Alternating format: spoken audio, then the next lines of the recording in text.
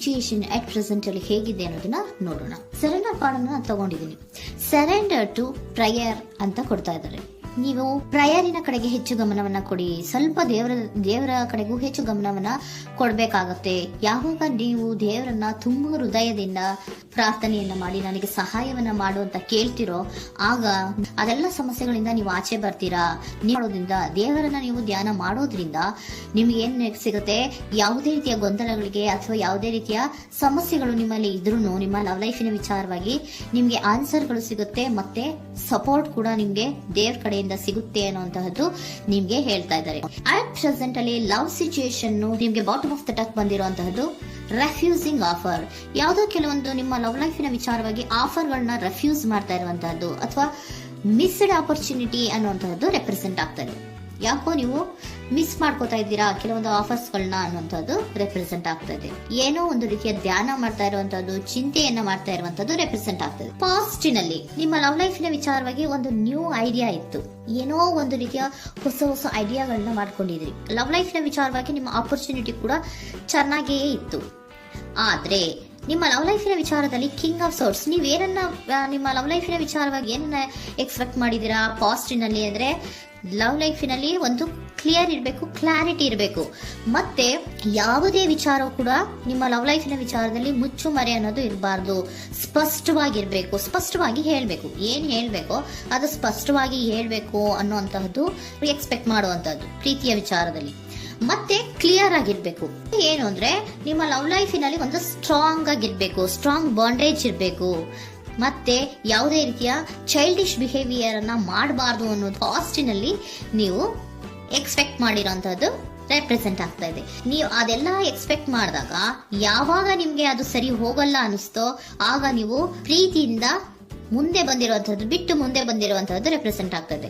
Most probably ನಿಮ್ಮ ಕೆಲವೊಬ್ಬರಿಗೆ ಈಗ ಆಲ್ರೆಡಿ ಕೆಲವೊಂದು ರೀತಿಯ ಬ್ರೇಕಪ್ ಗಳು ಆಗಿರಬಹುದು, ಕಮ್ಯುನಿಕೇಶನ್ ಇಲ್ಲದೆ ಇರುವಂತಹದ್ದು ರೆಪ್ರೆಸೆಂಟ್ ಆಗ್ತಾ ಇದೆ. ಮೋಸ್ಟ್ ಪ್ರಾಬಬಲಿ ನೀವು ಇವಾಗ ಇಬ್ರು ಕೂಡ ನೀವು ಮಾತಾಡದೆ ಇರುವಂತಹದ್ದು ರೆಪ್ರೆಸೆಂಟ್ ಆಗ್ತಾ ಇದೆ. ಸೊ ಯಾವುದೇ ರೀತಿಯ ಕಾಂಟ್ಯಾಕ್ಟ್ ಅಲ್ಲಿ ಇಲ್ಲದೆ ಇರುವಂತಹದ್ದು ರೆಪ್ರೆಸೆಂಟ್ ಆಗ್ತಾ ಇದೆ. ನೋಡಿ, ಮುಂದೆ ಬರ್ತಾ ಇರುವಂತಹದ್ದು ರೆಪ್ರೆಸೆಂಟ್ ಆಗ್ತಾ ಇದೆ. ಯಾಕೋ ತುಂಬಾ ಬೇಜಾರಲ್ಲಿ ಇರುವಂತಹದ್ದು. ಪಾಸ್ಟಿನಲ್ಲಿ ಕೂಡ ನೀವು ಲವ್ ಲೈಫಿನ ವಿಚಾರವಾಗಿ ಕೆಲವೊಬ್ರು ಬೇಜಾರಲ್ಲಿ ಇರುವಂತಹದ್ದು ರೆಪ್ರೆಸೆಂಟ್ ಆಗ್ತಾ ಇದೆ.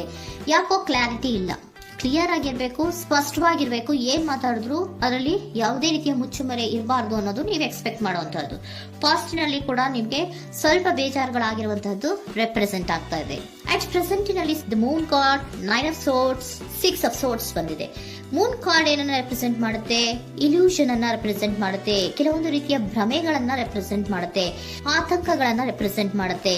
ಮತ್ತೆ ನಿಮ್ಮ ಲವ್ ಲೈಫಿನ ವಿಚಾರದಲ್ಲಿ ಯಾವುದೇ ರೀತಿಯ ಸ್ಥಿರವಾಗಿ ಇಲ್ಲ, ಯಾವುದು ಕರೆಕ್ಟ್ ಆಗಿ ಇಲ್ಲದೆ ಇರುವಂತಹದ್ದು ನಿಮ್ಗೆ ರೆಪ್ರೆಸೆಂಟ್ ಆಗ್ತಾ ಇದೆ. ನೆಕ್ಸ್ಟ್ ಕಾರ್ಡ್ ಏನ್ ಬಂದಿದೆ? ಸೆಕೆಂಡ್ ಕಾರ್ಡ್ 9 ಆಫ್ ಸೋರ್ಟ್ಸ್ ಬಂದಿದೆ. ಇದರಲ್ಲೂ ಕೂಡ ನಿಮ್ಗೆ ಆತಂಕ ಇತ್ತು, ಇದರಲ್ಲೂ ಕೂಡ ಆತಂಕ ಇದೆ, ಭಯ ಇದೆ, ಕರೆಕ್ಟ್ ಆಗಿ ನೀವು ನಿದ್ರೆ ಮಾಡ್ತಾ ಇಲ್ಲ, ಯೋಚನೆ ಮಾಡ್ತಾ ಇರುವಂತಹದ್ದು ಈ ಎರಡೂ ಕಾರ್ಡ್ಗಳಲ್ಲೂ ರೆಪ್ರೆಸೆಂಟ್ ಆಗ್ತದೆ. ಇದರಲ್ಲೂ ಆತಂಕಗಳಿದೆ, ಇದರಲ್ಲೂ ಆತಂಕ. ಅಟ್ ಪ್ರೆಸೆಂಟಿನಲ್ಲಿ ಕೆಲವೊಂದು ರೀತಿಯ ವಿಚಾರಗಳಲ್ಲಿ ಭಯವನ್ನ ಪಡ್ತಾ ಇರುವಂತಹದ್ದು ರೆಪ್ರೆಸೆಂಟ್ ಆಗ್ತಾ ಇದೆ.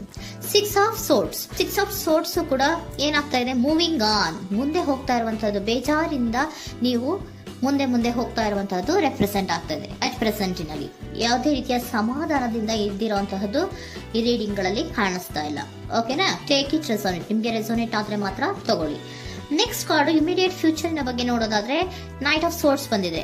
ಅಂದ್ರೆ ಈ ಕೆಲವು ಬೇಜಾರುಗಳಿಂದ ಏನ್ ಈ ಮೂವ್ ಆನ್ ಆಗ್ತಾ ಇದ್ದೀರಲ್ವಾ, ಕೆಲವೊಂದು ವಿಚಾರಗಳನ್ನ ಕ್ವಿಕ್ ಥಿಂಕಿಂಗ್ ಅನ್ನ ಮಾಡಿ ನೀವು ಮುಂದೆ ಬರುವಂತಹದ್ದು, ಕೆಲವೊಂದು ಆಕ್ಷನ್ಸ್ ಗಳನ್ನ ತಗೊಳ್ಳುವಂತಹದ್ದು ರೆಪ್ರೆಸೆಂಟ್ ಆಗ್ತಾ ಇದೆ. ನಿಮ್ಮ ಲವ್ ಲೈಫಿನ ವಿಚಾರವಾಗಿ ಕ್ವಿಕ್ ಥಿಂಕಿಂಗ್ ಅನ್ನ ಮಾಡಿ ಏನ್ ಮಾಡ್ಬೇಕು, ಹೇಗ್ ಮಾಡ್ಬೇಕು ಅಂತ ಕ್ವಿಕ್ ಥಿಂಕ್ ಅನ್ನ ಮಾಡಿ ನೀವು ಮುಂದೆ ಬರುವಂತಹದ್ದು, ಮತ್ತೆ ಕೆಲವೊಂದು ರೀತಿಯ ಆಕ್ಷನ್ ಗಳನ್ನ ತಗೋತಾ ಇರುವಂತಹದ್ದು ರೆಪ್ರೆಸೆಂಟ್ ಆಗ್ತಾ ಇದೆ. ಕ್ವೀನ್ ಆಫ್ ಕಪ್ ಏನನ್ನ ರೆಪ್ರೆಸೆಂಟ್ ಮಾಡುತ್ತೆ? ಬಹಳ ಕೇರಿಂಗ್ ಅನ್ನ ರೆಪ್ರೆಸೆಂಟ್ ಮಾಡುತ್ತೆ. ಏನಿರ್ಬೇಕು ಲವ್ ಲೈಫಿನ ವಿಚಾರದಲ್ಲಿ? ನೋಡಿ, ನೀವು ನೋಡ್ತಾ ಇರೋದು ಹೇಗ್ ನೋಡ್ತಾ ಇದ್ದೀರಾ? ನಿಮ್ಮ ಲವ್ ಲೈಫಿನ ವಿಚಾರದಲ್ಲಿ ಏನಿರ್ಬೇಕು ಅಂತ ಎಕ್ಸ್ಪೆಕ್ಟ್ ಮಾಡ್ತೀರಾ? ಸ್ವಲ್ಪ ಸ್ಟೇಬಲ್ ಆಗಿರ್ಬೇಕು, ಬಹಳ ಕೇರಿಂಗ್ ಇರ್ಬೇಕು, ಎಮೋಷನಲ್ ಇರ್ಬೇಕು ಅದರಲ್ಲಿ ಅನ್ನುವಂಥದ್ದು ನೀವು ಎಕ್ಸ್ಪೆಕ್ಟ್ ಮಾಡುವಂಥದ್ದು. ಈ ನಿಯರ್ ಫ್ಯೂಚರ್ ನಲ್ಲಿ ನೀವು ಆ ರೀತಿ ಎಕ್ಸ್ಪೆಕ್ಟ್ ಮಾಡುವಂತಹದ್ದು. ನೆಕ್ಸ್ಟ್ ಕಾರ್ಡ್ ಬಂದಿರುವಂತಹದ್ದು ಏರೋಫೆಂಟ್ ಕಾರ್ಡ್ ಬಂದಿದೆ. ಏರೋಫೆಂಟ್ ಕಾರ್ಡ್ ಏನನ್ನ ರೆಪ್ರೆಸೆಂಟ್ ಮಾಡುತ್ತೆ? ಕೆಲವೊಂದು ವಿಚಾರಗಳ ಬಗ್ಗೆ ತಿಳ್ಕೊತಾ ಇರುವಂತಹದ್ದು, ಏನೋ ಕೆಲವು ವಿಚಾರಗಳ ಬಗ್ಗೆ, ನಿಮ್ಮ ಲವ್ ಲೈಫಿನ ವಿಚಾರಗಳ ಬಗ್ಗೆ ತಿಳ್ಕೊತಾ ಇದ್ದೀರಾ. ಏನಾಗಿದೆ, ಹೇಗಾಗಿದೆ, ಸ್ವಲ್ಪ ಆಕ್ಷನ್ಸ್ ಅನ್ನ ತಗೋಬೇಕು ಅಂದ್ರೆ ನಾನು ಸ್ವಲ್ಪ ಕೇರ್ ಅನ್ನ ಮಾಡಬೇಕು, ಸ್ಟೇಬಲ್ ಆಗಿರ್ಬೇಕು ಅಂದ್ರೆ ಸ್ವಲ್ಪ ನಾನು ಕೇರ್ ಅನ್ನ ಮಾಡಬೇಕು, ಆಕ್ಷನ್ ಅನ್ನ ತಗೋಬೇಕು ಅನ್ನೋಂತಹ ನಿರ್ಧಾರಗಳನ್ನ ನೀವು ಮಾಡ್ತಾ ಇರುವಂತದ್ದು ರೆಪ್ರೆಸೆಂಟ್ ಆಗ್ತಾ ಇದೆ. ಹಾಗಿದ್ರೆ ಏಂಜಲ್ ಗೈಡೆನ್ಸ್ ಏನ್ ಕೊಡ್ತಾರೆ? Are you ready? ನೀನು ರೆಡಿಯಾಗಿದ್ದೀರಾ ನೀವು ಅಂತ ಕೇಳ್ತಾ ಇದ್ದಾರೆ ಏಂಜಲ್ಸ್ಗಳು. ಅಂದ್ರೆ ಏನು, ನೀನ್ ಇಲ್ಲೇ ಕುತ್ಕೊಂಡು ಅಳ್ಕೊಂಡು ಬೇಜಾರು ಮಾಡ್ಕೊಂಡು ಕುತ್ಕೊಳ್ಳೋದು ಬೇಡ, ಸ್ವಲ್ಪ ನೀನು ಮುಂದೆ ಮೂವ್ ಆಗು. ಅಲ್ಲಿರೋದ್ರಿಂದ ಏನು ಪ್ರಯೋಜನ ಇಲ್ಲ. Are you ready? ನೀವು ರೆಡಿ ಆಗಿದ್ದೀರಾ? With in the next few weeks, ಕೆಲವೊಂದು ವೀಕ್ಗಳಲ್ಲಿ, ಕೆಲವೊಂದು ವಾರಗಳಲ್ಲಿ ನೀವು ಏನಾಗ್ತೀರಾ? ಅಬಂಡೆನ್ಸ್, ಸಾಮರಸ್ಯ ಅನ್ನೋದು ಇರುತ್ತೆ. ಇಂಪ್ರೂವಿಂಗ್ ಹೆಲ್ತ್ ಅಂದ್ರೆ ಏನು, ನೀವು ಯೋಚನೆ ಮಾಡಿ ಮಾಡಿ ಮಾಡಿ ಏನು ಈ ಆರೋಗ್ಯವನ್ನ ಹಾಳು ಮಾಡ್ಕೊಂತ ಇದ್ದೀರಾ. ಸೊ ಇಂಪ್ರೂವಿಂಗ್ ಹೆಲ್ತಿನ ಕಡೆಗೆ ಗಮನವನ್ನ ಕೊಡಿ. ಆತಂಕವನ್ನ ಮಾಡ್ಕೊಂಡು ಭಯವನ್ನ ಪಡ್ಕೊಂಡು ಮುಂದೆ ಹೋಗ್ಬೇಕಲ್ಲ ಅಂತ ನೀವು ದಿನ ದಿನ ಹೆಂಗೆ ಕಾಲವನ್ನ ಮುಂದೆ ಹಾಕ್ತಾ ಇದ್ರೋ, ಅದಕ್ಕೆ ಏನ್ ಹೇಳ್ತಾ ಇದ್ದಾರೆ? Are you ready? ಮುಂದೆ ಬರೋದಕ್ಕೆ ನೀನ್ ರೆಡಿ ಆಗು. ನೀವ್ ಅಲ್ಲೇ ಕೂತಿರೋದ್ರಿಂದ ಯಾವುದೇ ರೀತಿಯ ಪ್ರಯೋಜನ ಇಲ್ಲ. ಸ್ವಲ್ಪ ನಿಮ್ಮ ಹೆಲ್ತಿನ ಕಡೆಗೆ ಗಮನವನ್ನ ಕೊಡಿ. ಸಮೃದ್ಧಿ ಅನ್ನೋದು ಬಂದೇ ಬರುತ್ತೆ, ಸಾಮರಸ್ಯ ಅನ್ನೋದು ಇದ್ದೇ ಇರುತ್ತೆ ಅನ್ನೋದು ಹೇಳ್ತಾ ಇದ್ದಾರೆ.